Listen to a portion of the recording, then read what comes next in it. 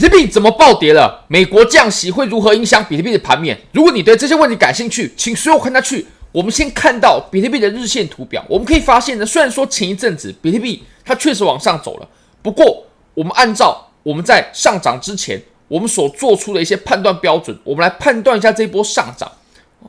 我们之前有谈到，不管说它怎么上涨，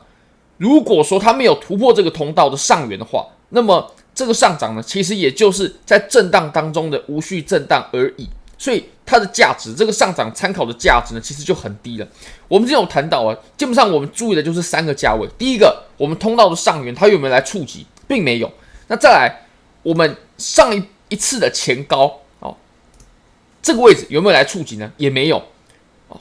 那就表示我们前面呢，我们高点低点一直在不断降低的这个趋势呢，是并没有受到反转而改变的，我们还是维持原本震荡偏空的走势，稍微对空头比较有利一点点。你可以看到我们的高低点呢，在我们这波行情里面呢，是在不断的往下探的。那我们前面的上涨呢，也没有来打破这种趋势。在这个趋势没有打破之前呢，我们都会倾向于原本的趋势还会再延续。那最重要的呢，就是我们前高历史新高的位置，如果这个位置可以被突破的话，那我们就可以确认新的多头是一定已经开始了。不过我们可以看到呢，我们这一波的上涨它都是不满足这3个条件的，所以你可以看到它现在又在持续的震荡当中。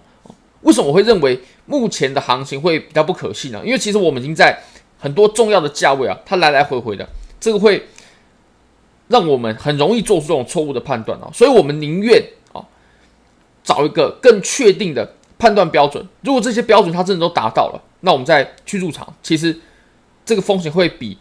只要有小动作我们就去做尝试的风险要小的非常多。那我们把级别呢稍微再缩小一点点到4小时，我们可以发现呢，其实趋势线呢它不一定要从最底部开始画当然有很多趋势线它确实从底部开始是比较合理的，但是呢，其实趋势线它要寻找的是触点最多的趋势线共识最强、触点最多的趋势线。那我们可以发现呢，我们在观察前面的行情我们是可以画出这条趋势线的。这条趋势线呢，也在我们昨天的时候被下破了。其实这条趋势线它所代表的呢，就是我们这一波下跌过后超跌反弹的上涨行情的趋势线。那一旦被下破之后，就可以表示其实这波行情也已经告一段落或结束了。其实很多多头的行情呢，它如果做了失败的假突破，那么这波行情其实就很有可能它要再上涨，它的这个时间就还要再花很长的时间。你可以看到，我们对于62000呢，我们做了突破其实当时呢，我们这里爆量并且突破的时候也正好是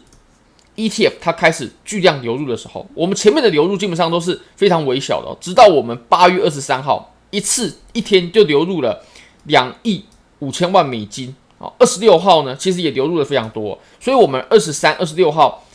这段时间呢，我们价格一直都是撑在64000美金左右。不过你可以看到，我们在昨天呢，我们开始流出，而且这个流出的量也不是说到非常非常夸张，但我们就开始下破了。那当然有人会说，是不是有什么消息，有什么消息面去造成这个下跌的原因呢？其实我认为有什么消息，这个并不是很重要当然我去看了一下，我没有看到什么很夸张的东西，因为消息面其实当我们可以知道消息面的时候，盘面呢早就已经反应完毕了。而且我们光靠消息面呢，我们是没办法判断它这个跌幅或者说下跌会影响多远，会跌多久，会跌多深，这我们都是没有办法判断所以我认为消息面在我们做决定上，在做交易上面，其实参考价值是很小的，但是它还是可以让我们比较了解市场一点。当我们的趋势线下破之后呢，其实我们这波反弹就已经宣告结束了。那现在其实就是在反弹结束之后走震荡那当然我们现在最应该注意的就是我们在57000、58000左右这个位置。如果这里下破的话，那我相信我们就一定会进行二探就是我们有可能会探到这个，当然最夸张就是针尖，就49000的位置但我们回到54000、55000这个地方也是至少的。如果说57500这个位置被下破的话，当然我们可以再仔细观察一下。目前看来呢，绝对还是空头比较有优势。那只要上涨，我们也不用太兴奋它有没有符合我们刚刚谈到的3个条件？有没有突破通道？有没有突破前高？有没有创出历史新高？这才是我们要仔细观察的。不然我们就只是在下跌的通道当中的无序震荡而已。那我们来注意一下以太坊，其实以太坊呢，它的走势呢又更弱。你可以观察到，其实以太坊它在3000左右呢，它有一个互换。那这个互换，我们在前面已经震荡了很久，它累积了很多的筹码。我们上涨呢，其实这种超跌的反弹啊，它要再回去是极其不容易的。而且，其实以太坊的反弹它真的很弱哦。你可以看一下啊，其实以太坊它刚刚最低是来到了不到2400、2300多的位置，其实离2100哦针尖的位置呢，其实也没有差距到很多哦。再来，你可以观察哦，我们反弹的高度它只到了0.5，也就是它的反弹其实也不是很强。那如果我们再切小一点级别的话，你可以发现哦，基本上它下跌是比比特币要更弱势的，因为比特币它再怎么它还是撑在我们的互换的上方啊，但是以太坊它是直接跌破了，直接往下测试。其实我们刚刚针尖所到的位置啊，如果这个位置它又再被下破的话，那其实我们下一步真的就是要看到我们之前下跌的针尖了啊，就是以太坊的2碳呢会比比特币要来的更夸张，因为它比比特币要来的更弱。其实我们在看到汇率的部分呢，你可以看到它还是在不断的下跌的。当然，很多人会说大家会期待它慢慢找到底部，甚至开始上涨，以太坊的涨幅开始超越比特币。不过我们可以发现之前有一次可能转折的机会，就是以太坊 ETF 上市，那也没有把这个状况发生逆转。所以我们现在要做的就是尊重我们之前呢，从2022年年中就一直走到现在的这波趋势。这波趋势它已经维持了大概2年左右的空头也就是以太坊它的涨的时候呢不如比特币，跌的时候比比特币跌得更多。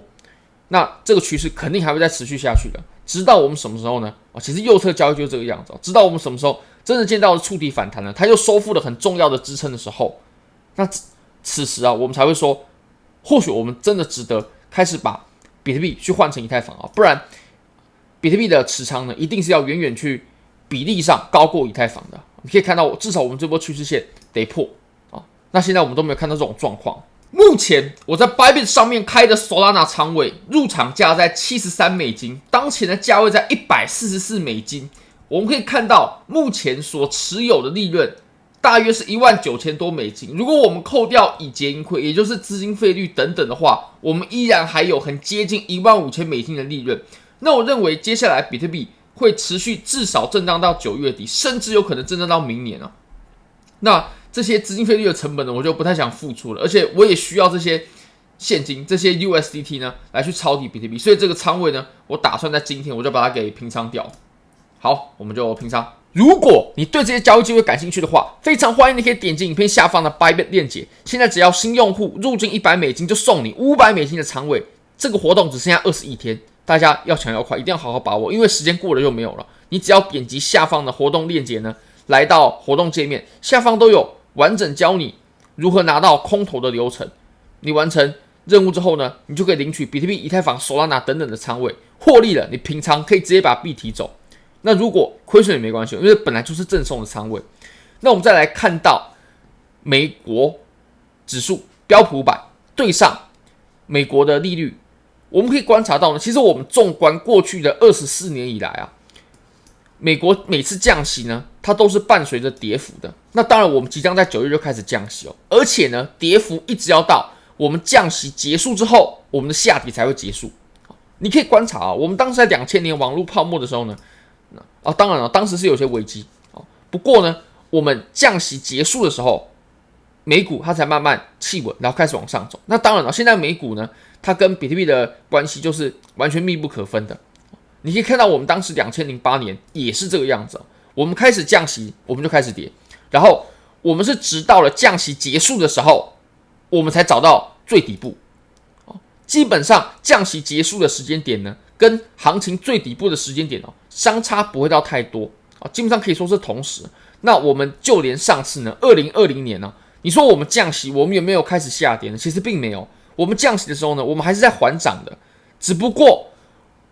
这个标准呢，在过去的几次都是没有做改变至少在过去的20几年都是没有做改变的。也就是当我们降息降完的时候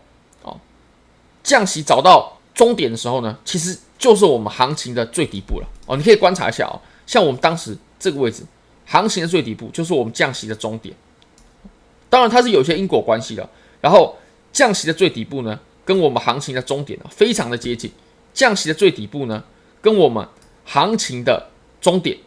行情的最底部非常接近，基本上你可以看到我们过去几次都是这个样子的。那我们即将在9月18号的时候就要第一次降息，很快，非常快，只剩下20几天啊，非常非常的迅速啊。那么你可以观察这个位置很有可能就是我们标普500行情的阶段性的高点。那我们什么时候会降息完毕呢？什么时候会找到最低点呢？或者说最低点它比较可能出现在什么时间点？我们来观察一下利率的变化。那基本上这一次呢，大家认为我们最终会降到 3.5%， 所以这个降息的终点很有可能是落在5-6月左右。那我们有没有可能美股就直接跌到5-6月呢？其实这种可能性我们是不能排除的，它是有可能跌到这种时间点的。不过我们如果受降息的影响肯定是一开始的时候它会比较显著我相信到了明年美股受降息的影响呢，美股受降息而下跌的这个影响呢，它就会渐渐趋缓因为我们到了明年呢，其实我们也会慢慢找到底部。所以说实话我们这波震荡呢，如果伴随着美股接下来降息可能造成的下跌它其实一直震荡到明年年初，其实也并不意外也并不意外那这是可以给大家参考的。那最后我们再看到比特币现货的 ETF， 其实现在的行情就可以证明现货 ETF 它还是可以完全的主导盘面的。只要有 ETF 流入呢，比特币它至少就不会下跌。那流入的多呢，那就可以暴涨但如果说产生这种不痛不痒的流入的时候，那就是产生无序的震荡。那我们流出的时候呢，我们就下跌所以基本上 ETF 的数据还是非常非常有参考价值的。好，非常感谢各位。如果你觉得这支影片对你有帮助的话，非常欢迎你可以帮我的影片点赞、订阅、分享、开启小铃铛，就是对我最大的支持。真的非常非常感谢各位，拜拜。